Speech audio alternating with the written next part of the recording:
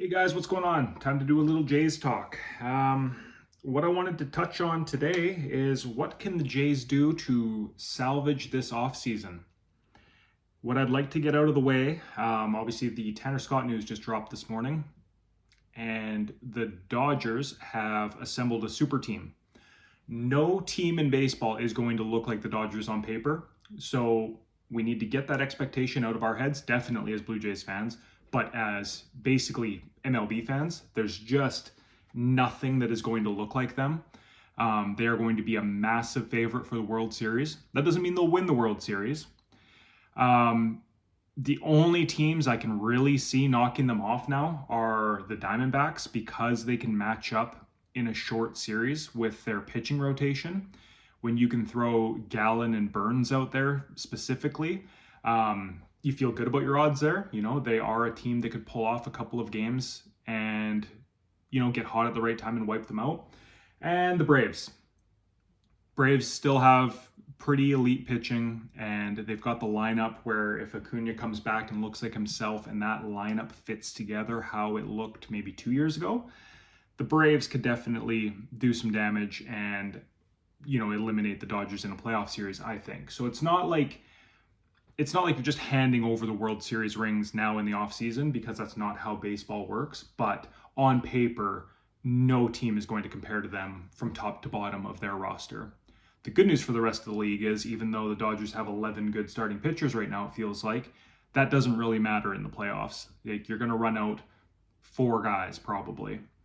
So as long as these other teams can match up with 4 starting pitchers with them, kind of go gun for gun, they've still got a chance. The Blue Jays, not so much. We do not stack up in any way whatsoever with those teams. I think our best hope at this point, and I'll get into some of the players that we could target to accomplish this, is to basically shoot for a wild card. I don't see us winning our division this year. I wouldn't say it's impossible. It's just highly unlikely. Wild card's a different story. There's some weak teams in the AL, and some non-juggernaut teams are going to get in for sure, whether it's us or the Kansas City Royals or the Minnesota Twins or Tampa turns it around and gets in. Like, there's going to be a lot of different teams vying for those 3 wild cards, and I wouldn't be shocked if we're in the thick of that by any means, especially if we make a couple of these moves. But yeah, the outlook for 2025 is not bright at the moment. So if we can be a semi-competitive team to where we're not tearing it all down, focus on a Vladdy extension, and just try to at least keep a competitive atmosphere where the kids coming up are learning to play ball the right way, and they're not in a Chicago White Sox situation where you lose 100+ games, or you're a 40-win team. Nobody learns anything from that, I don't think. It's not beneficial to get used to losing so badly. So if we can get the young guys some time, try to be semi-competitive, try to be a playoff team, try to show enough hope that Vladdy wants to stay around, maybe Bo wants to stay around, though that one's pretty much sailed at this point. That's about the most optimistic I can get at 2025's season as it stands. So what I think needs to be done, I've got a list here of some pitchers.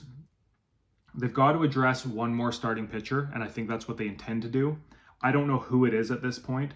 Max Scherzer's out there, Jack Flaherty's out there, Quintana's out there, Pivetta, and Quantrill. Quantrill basically because he's the Canadian and he's had some good seasons in the past, but he's definitely not, I'm not penciling him in. If we get Jack Flaherty, he's up there with Barrios and Gausman as kind of a 1, 2, 3 in no particular order. Whoever's on a hot streak, basically. Barrios has his stretches, Gausman does too. Flaherty can be dominant at times and a little bit mediocre at other times. I wouldn't call any of the 3 a true ace at this point in their career, but they're all somewhere in that 2 to 3 and can get hot. So adding a guy like him would really provide some upside. It helps you win games. I don't know how many, but definitely some games. And another guy there is Jose Quintana. Doesn't seem to age. He's almost getting better with time now. So he would be another guy where I wouldn't expect him to be a 1-2-3, but he's somewhere in the 3 to 4 range where he's going to pitch a full season for you, give you 30 starts, be competitive in his outings, and he gives you a lefty. So there's some value in that name too, although he doesn't have the ceiling of a Flaherty, but his price would also reflect that. Flaherty is likely to get a much higher AAV and likely secure multiple years if that's what he's looking for. Whereas Quintana, probably a 1-year deal, 10 to 12 million, something like that. They could also go the bullpen route. Kenley Jansen, Carlos Estevez, and Middleton are still out there. Some decent upside there for sure. Plenty of good seasons across the group there. They could look to just really have a very solid deep bullpen and go that route, and you're not as bothered about your Y-Rods and maybe Bowden Francis. We'll see how he does, but maybe you're not banking on getting 7 innings out of all these guys, so you try to provide a deeper bullpen and have I wouldn't call it an opener, but your Y-Rod is not very pitch efficient, and maybe he's not supposed to go 90 to 100 pitches. Maybe he is more of like a 70, 80 pitch guy, and you're getting 4 or 5 innings out of him this year. Not ideal, but if he's effective in those innings and you got a deep enough bullpen, okay. Yarbrough is another guy we could bring back, although you're starting to get a jam in the bullpen at that point, and you need to swing for a little bit more upside rather than just a bunch of competent bodies. There does come a time when you do have enough of those fillers, but he was very good for us last year, so he'd be potentially worth a shot. And then obviously we need to address the hitting. So Pete Alonso, lots of rumors circling about him, as I mentioned in my last video. Between him and Santander, I think are a must-do to save any semblance of an offseason here.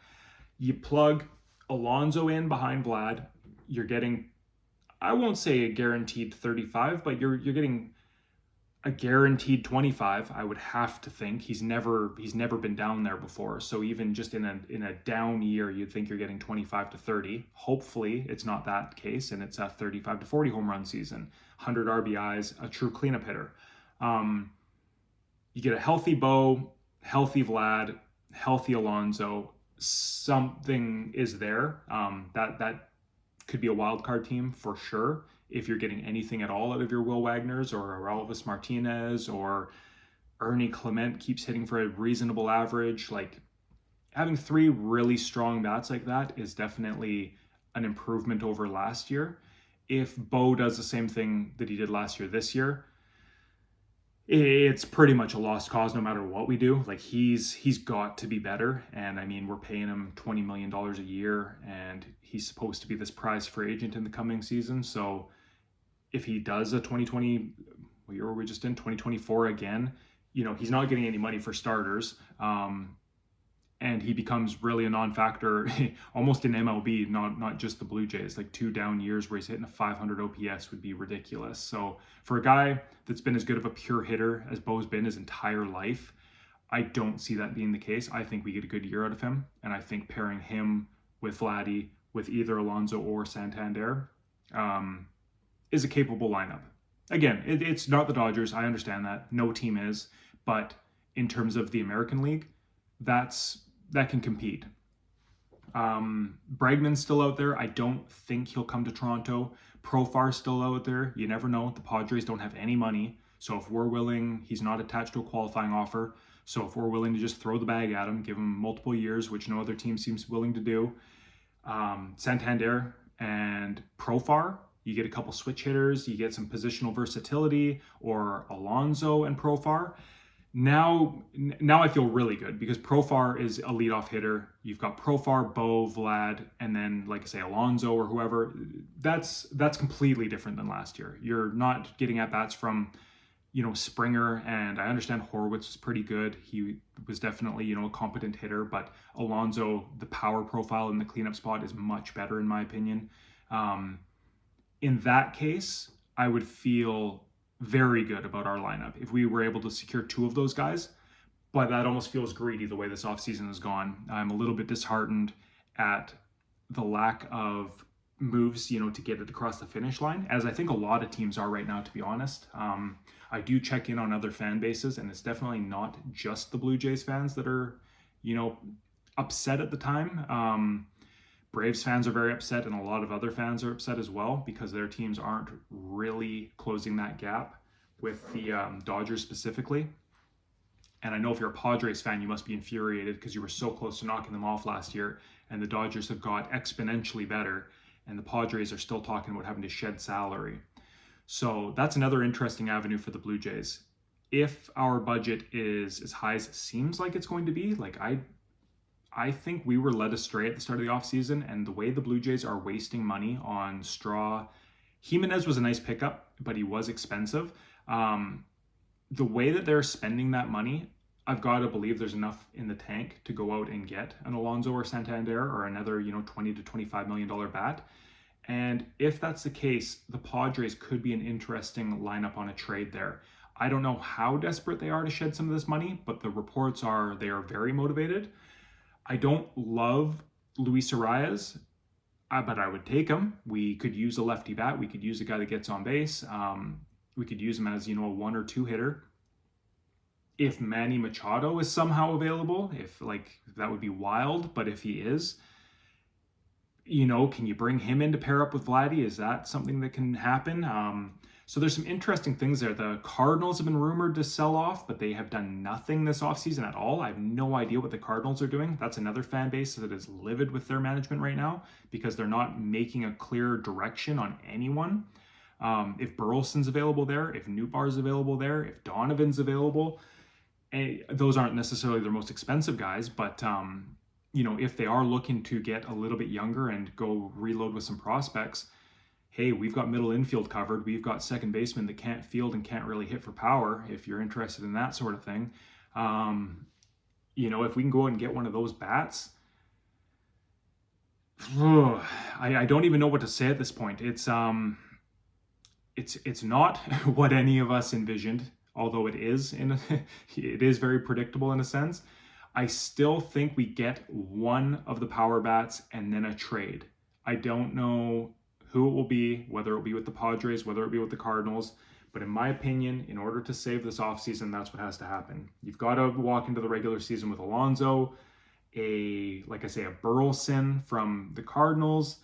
You've got to come in with a Scherzer, a Flaherty, a Quintana, Pivetta in the rotation, somebody, and maybe even another reliever. So yeah, that's where I'm at. There's a couple months left before the start of the season, and there's work to be done.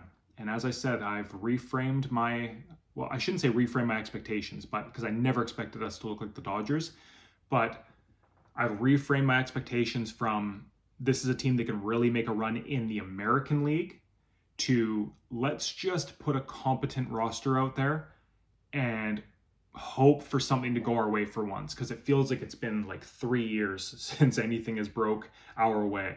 So yeah, let's get a bounce back from Kirky. Let's get a bounce back from Bo. Let's get a return from Manoah, and he comes back and just blazing like a Cy Young candidate like he used to. Why not us? We're due for some good things. Where are you guys at with all of this? Let me know in the comments below. Is there anything that can save this offseason? Do we have any hope at all? Yeah, I'd be interested to know where the fan base is at right now. Anyways, let me know in the comments. Talk to you guys later. Bye.